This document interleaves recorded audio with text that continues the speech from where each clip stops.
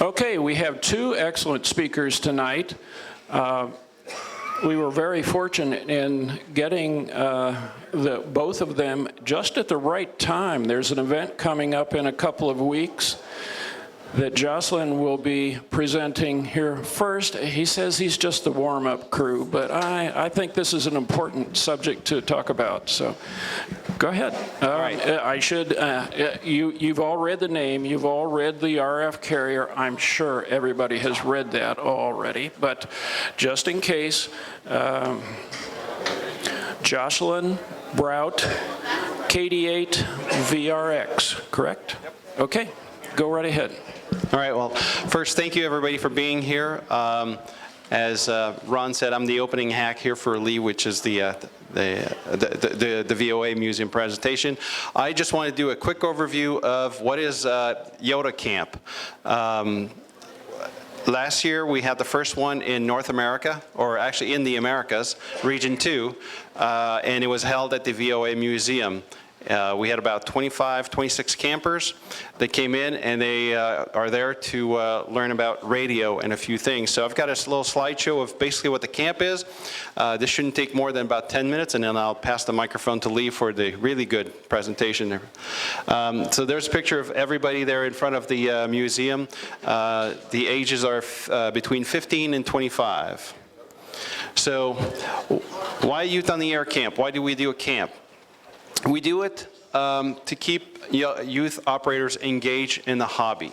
A lot of youth members are probably the only ones in their club that are under 25, and they feel they're sometimes alone, right, in their age category. So this is a good place for everybody to get together and discover the other youth in the hobby, and then make, friendship, nice connections, and meet up at Hamvention once a year after that.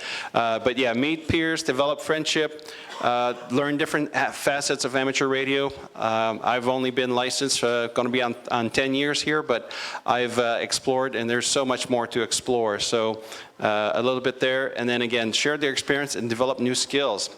Some of the campers, the youth, are very proficient in one area of the hobby, but sometimes they are not. We had some of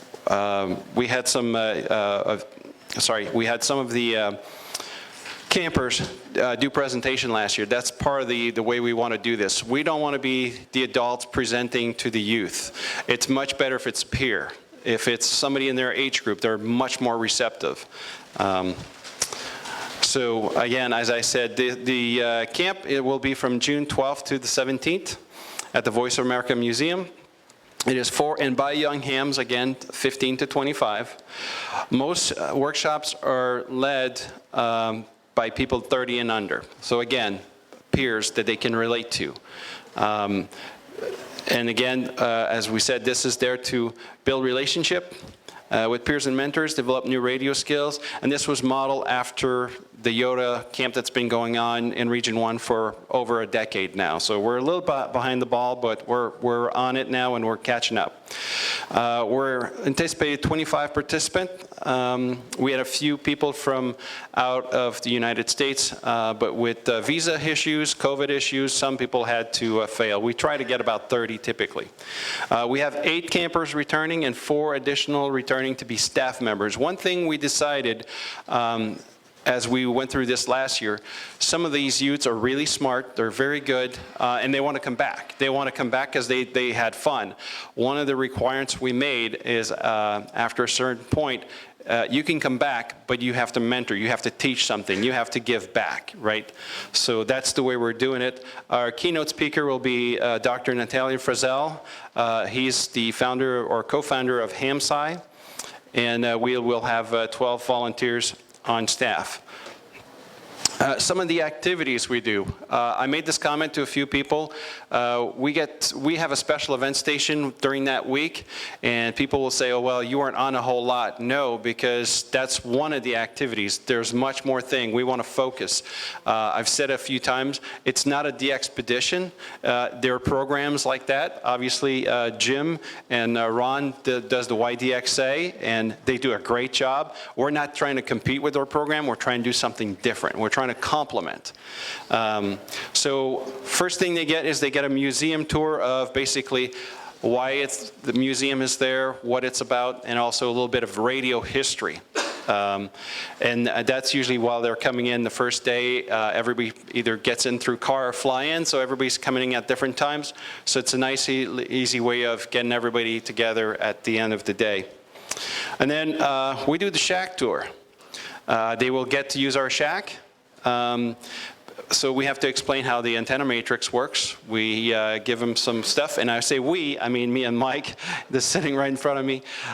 We basically go through and make sure they're aware of stuff. So it's a shack tour, but it's also an orientation of the shack and how things operate. The hotel they will be staying at also has a radio in the room that Jay is helping us set up. And there's also a remote back to VOA this year. So they will have 2 radios on the air. So when they go back to the hotel to get some sleep, if they can't sleep, they don't want to sleep, I think they can go on the radio till about midnight or so, and then they have to go to sleep. We do kit building. It's always interesting to see how many kids have never built a kit. Last year's kit was an 80-meter ARDF receiver with a lot of components, and we spent most of the day building that kit that we were going to use later on. But some people have never soldered before, so it's very important that we have good older kids and adult volunteers to help out, making sure all the kits work. So that was one day. And then again, I said the special event station. You can see by some of the pictures, kids are in the shack, working the one by one. As I was expecting, when we set up the computers, we set up the radios, we had forgot to load FT8. Within 20 minutes, somebody came and said, you don't have any digital modes on these computers. Can we install it? Of course we can. I completely do that. And then I had somebody say, where's your CW key? So, you know, because we assumed they're younger, they may not know CW. I made that mistake, and I was it was very point to, we need to put a CW key. So we fixed that, and by the end we were on basically all bands, all modes. We do a little contesting. So we did one of the exercise for contesting was doing the eyeball sprint, where they have to go through everybody in the room. It's also a nice icebreaker, because they have to go in and talk to some people. They'll at least get their name, because that's part of the exchange, and what area they're from. And we had 2 kids that were from the same high school but didn't know they were at the same high school. So they met through that. At the bottom, we have Will Jourdain from ICOM. He was creating a little QRM. The first round was simple. The second one, the adults were there to create artificial QRM. Will was doing lightning crashes there with the tinfoil pan and the tongs. We did an high-altitude balloon launch, and that was to first do something cool, but also we used Whisper and APRS to track it. And that went, we had to wait for the weather. As we all know in Ohio, just wait, everything will change. We had rain in the morning, finally it cleared up, the winds died down, we were able to do the balloon launch, which was great. It went to just over 105,000 feet before it burst and came back down somewhere in Columbus. That was interesting. The recovery is really the key story. This is Tom and Jack. You probably saw them at the Youth Forum. The picture was taken where they retrieved the balloon. So when you go and you know where it is, you have to knock on somebody's door, and you never know what reception you're going to get. And you have to explain what you're trying to retrieve. Well, the 2 gentlemen in the picture used to work for Google. If anybody remembers the project of having Wi-Fi in the sky and they were going to use balloons, those are 2 of the engineers that worked on it. So you cannot ask for a better person, they had questions, and they said, yeah, get on the four-wheelers, we'll go retrieve your, and they were asking questions about how we built the balloon, what the trackers, did we use a camera? They had all these questions, so the retrieval was very fantastic, great story. After that, we did dinner and arcade. It's not just about radio, it's also about doing something social and getting the kids involved into little social activity, get to know each other. So we went to Dave & Buster's, and all the dinners were Cincinnati theme inspired. So we had Skyline, we had Montgomery Inns, every night was something different. In Europe, they do different countries because they're so close to each other, but that was our take on it. Kids had a blast. We also had an APRS contact. We didn't know if we were going to get it, but we got to go ahead. So we were able to do that. So they were very, it was very interesting for some of them. Ruth, which has been on the YDXA, Ruth Willett, was part of the organizing committee on that. Then more fun time on Wednesday, we went to Kings Island. Again, just for some R&R. But wait, we're amateur, we're radio operators. What do? We do FM contests. So they could go and just hang out around the park, and there were designated times that they had to get on the air. That was our way of making sure they're still at the park, and they had to check in. But it was a simple contest, simplex. Now, if anybody of you here has been at Kings Island, you know one place you would want to be, and that's up the tower, because you're going to beat everybody. The tower was off limits. But a few of them got to go and just try it out to see, and it turns out that if you try to transmit on the inside of that Faraday cage, those wires didn't work well, but as soon as you put the antenna out, you were getting loud and clear all over the park. So everybody had a good day. We also did satellite introduction. A lot of campers had never done satellites. So Ruth, again, is well known in the satellite community. So she gave her presentation. She made sure everybody got on the air, and they all had a good time. She did the demo. She walked through everything. Again, kids being much more receptive to their peers.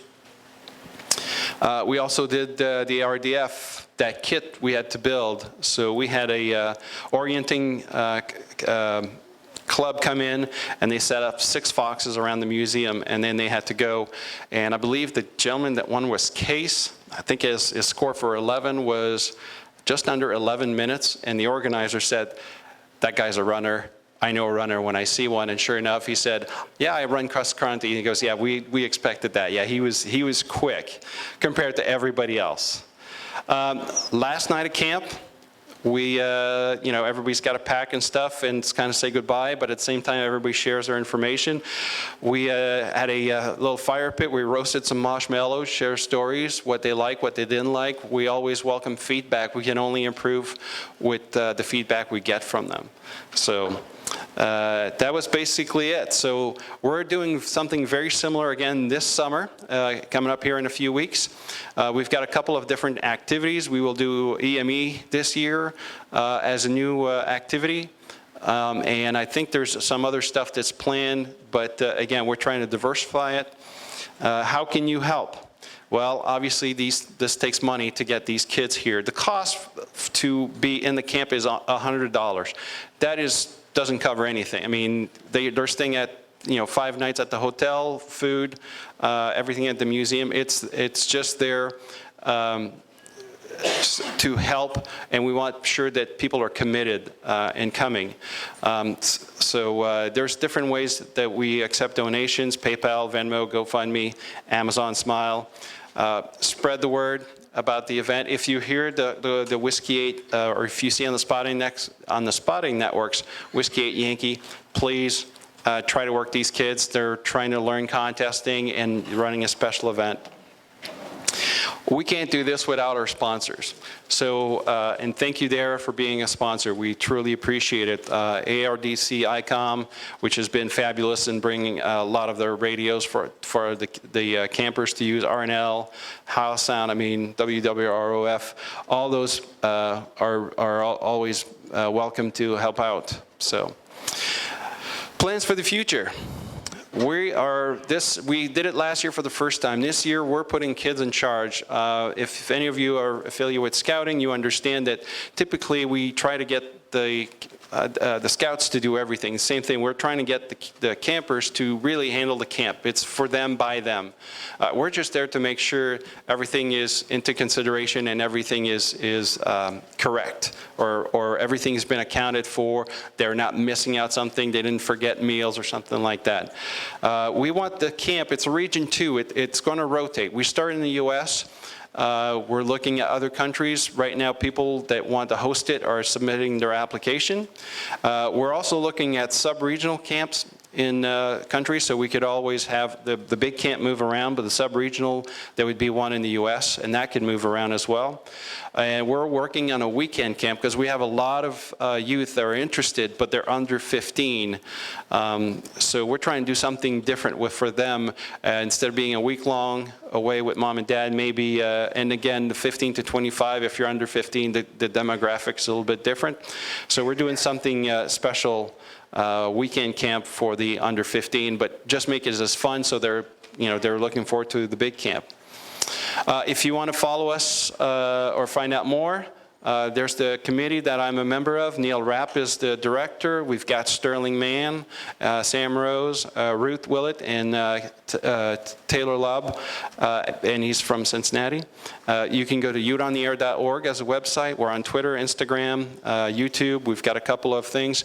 Our opening and closing ceremonies will be streamed on YouTube if you want to follow that along. And that's basically all I have for this presentation. Like I said, I wanted to keep it short because I know Lee's presentation is much more interesting radio history. Is there any questions, any comments that I can answer? If you don't have them now and you have them later, I'm sitting right here, so come on over and I'll be happy to answer any questions you have.